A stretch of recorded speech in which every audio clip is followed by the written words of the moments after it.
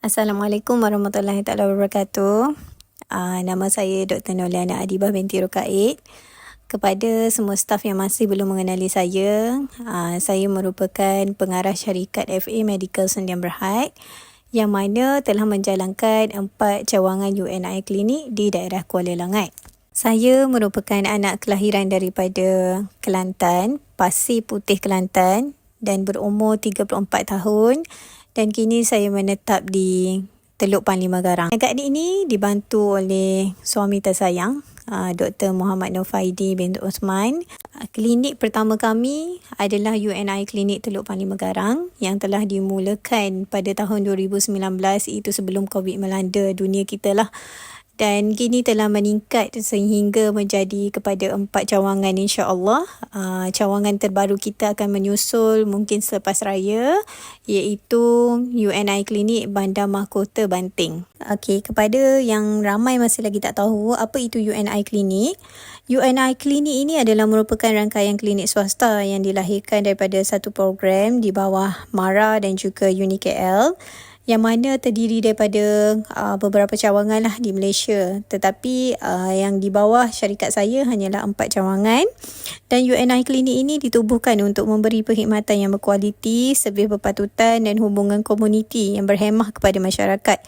U.N.I ini adalah sebenarnya singkatan kepada UNI yang melambangkan suatu bentuk kata nama kepercayaan lah dari pihak pelanggan atau pesakit kepada pemberi servis kesihatan dan doktor yang bertanggungjawab. Pada kali ini saya ingin menceritakan ataupun membentangkan sedikit aktiviti ataupun takwim yang telah kita lakukan sepanjang 4 tahun syarikat FA Medical Sendian Berhad menjaga UNI Klinik. Antara aktiviti ataupun perkembangan syarikat yang paling utama yang dapat kita lihat dalam masa 4 tahun ini adalah UNI Klinik kini telah memiliki HQ tersendiri, yang mana kita memiliki HR 2 orang dan juga bahagian panel 4 orang dan juga bahagian jaga ubat iaitu farmasi lah 2 orang setakat ini yang akan melakukan pergerakan ubat, disposable dan juga LUTT kepada 4 buah klinik kita.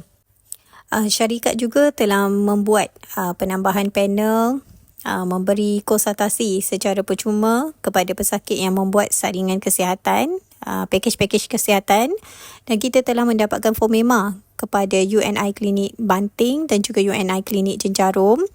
Kita juga telah mendapat pelbagai projek-projek pemeriksaan kesihatan dan juga pemberian vaksin. Kita juga telah melakukan aktiviti program sunat pada setiap tahun. Baru sahaja kita lakukan pada hari itu. Alhamdulillah program tersebut berjalan dengan lancar. Antara pencapaian lain yang telah kita capai adalah kita capai target sale lah.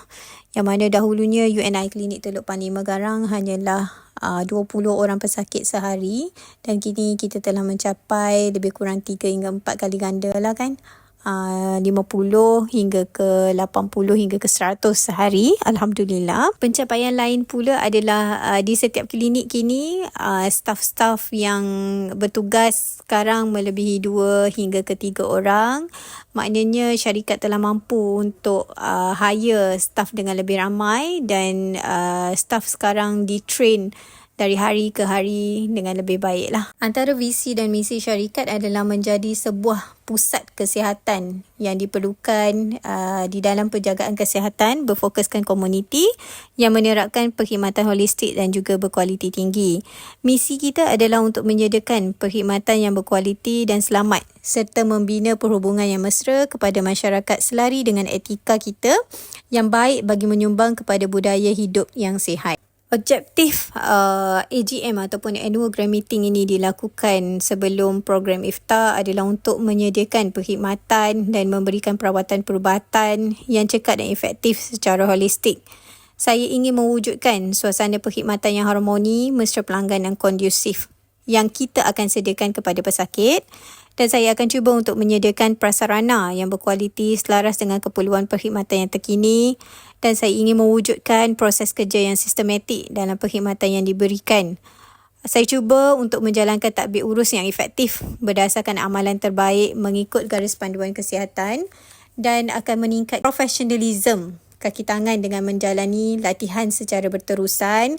Kita akan melaksanakan pelbagai program-program kesihatan bagi mengukuhkan pengetahuan dan juga kesedaran kesihatan dalam kalangan staf dan juga orang ramai, dan kita akan melestarikan perkhidmatan perubatan kita kepada komuniti bagi kemakmuran sejagat. Dalam merealisasikan visi dan misi syarikat ini, saya bukan sahaja memerlukan diri saya sendiri, tetapi saya memerlukan satu buah kapal untuk kita berlayar bersama-sama untuk memberi perkhidmatan dan memberi servis yang terbaik kepada pesakit.